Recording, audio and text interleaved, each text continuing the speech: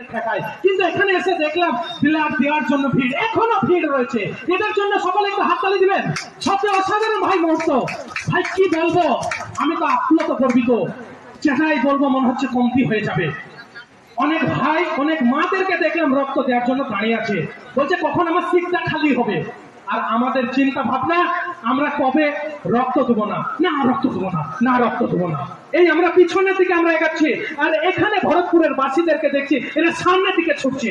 এরা যেন পুরো পৃথিবীকে আলো দেখাবে যে রক্ত দিতে নেই তো ভাই, রক্তদানে এগিয়ে যা, 18 বছরে দিয়ে পা, রক্তদানে এগিয়ে যা।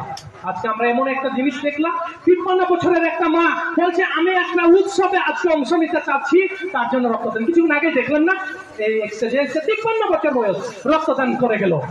আর আমরা রক্ত দিতে বিভিন্ন ধরনের অজুহাত, বিভিন্ন ধরনের ভয়। না, আমাদের কোনো ভয় নেই। রক্ত দিলে মানুষের শরীরে আবার নতুন ভাবে রক্ত তৈরি হয়। সেই বিষয়গুলো আপনারা শুনেছেন ব্লাড ফোর্সের কাছ থেকে। বিশেষ করে আমরা মির্জা থেকে শুরু করে অনেকে রয়েছে, অনেক পরিচিত মানুষ যেভাবে কাজ করেছে ভাই, কুর্নিশ জানাচ্ছি ভাই, স্যালুট জানাচ্ছি। বিভিন্ন ঘটনা ঘটে যাচ্ছে অনবরত, তবুও তোমরা থেমে নাই।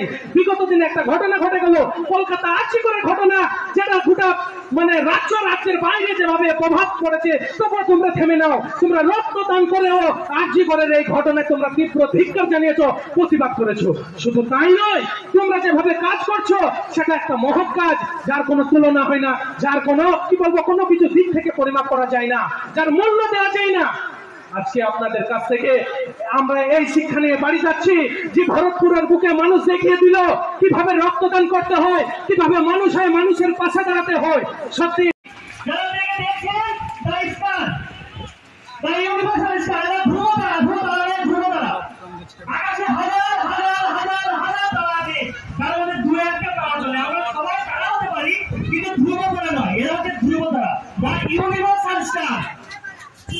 Thank you.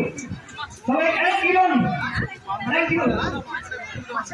এরপরে আবু হাসান, আবু হাসান তো মনে আছে রক্ত দিয়ে সম্মান করে বলছে ওরা।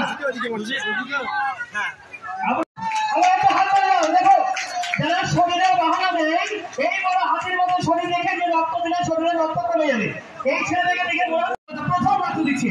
আপনিও আগে আসুন।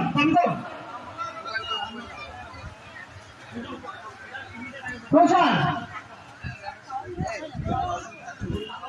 বাপি বাপি বাপি বাপরে আশাকে প্রেরণ করবেন।